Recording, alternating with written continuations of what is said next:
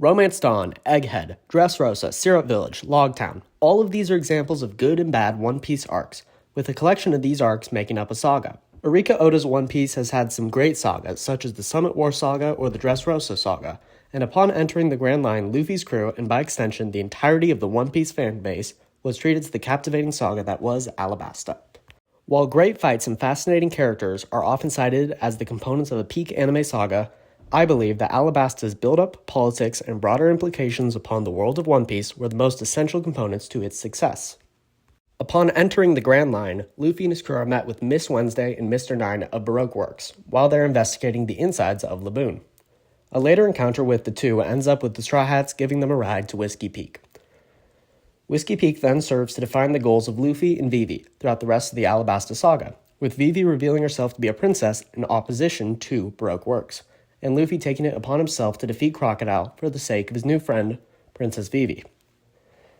Additionally, multiple high-ranking members of Baroque Works are introduced, including Mr. 8, Mr. 9, Miss Monday, Mr. 5, Miss Valentine, and Miss All Sunday, who takes out Igaram disguised as Vivi, thus ending the Whiskey Peak arc.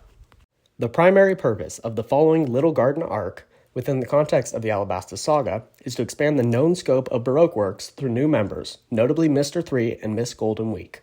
By combining forces with Mr. 5 and Miss Valentine, these four antagonists pose a threat to the Straw Hats and their new giant friends, Dory and Brogy. The Straw Hats defeat these new foes, whilst a side plot with Sanji ends up with Mr. Zero sending an eternal pose to Alabasta, right into the hands of the Straw Hat Pirates.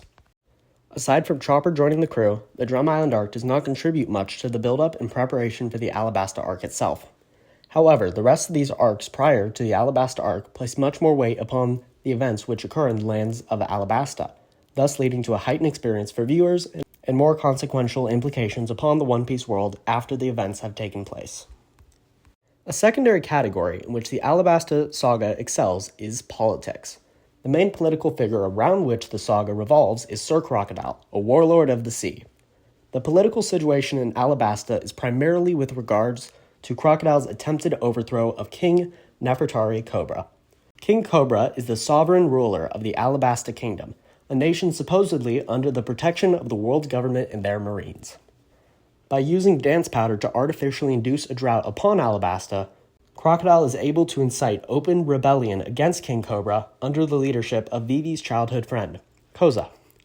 Though the Nefertari family has ruled the kingdom for centuries, their reign is undermined, as they appear to be hogging all of the nation's limited water supply for themselves in the capital city of Alubarna. Over the course of the Straw Hats' time in Alabasta, the nation's civilian army, led by Koza, marched on Alubarna in an attempt to overthrow the king.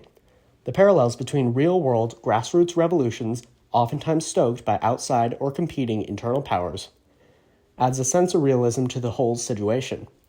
For a world filled with giants and magical devil fruits, the realistic political tones provide meaning and depth, which set aside One Piece from other similarly lighthearted stories and uniquely position it as both an enjoyable yet thought-provoking piece of art.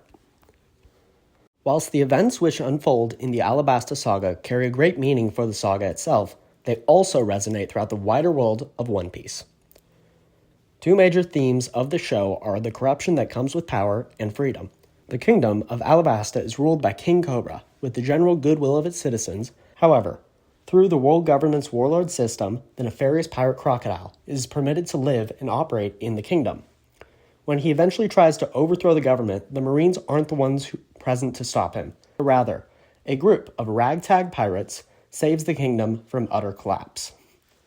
As a nation under the protection of the world government, Alabasta has every right to expect its own security and safety to be guaranteed by the Navy. Yet, when push comes to shove, the Marines aren't taking down Crocodile or breaking up the Civil War. They only come in after and take the credit for it.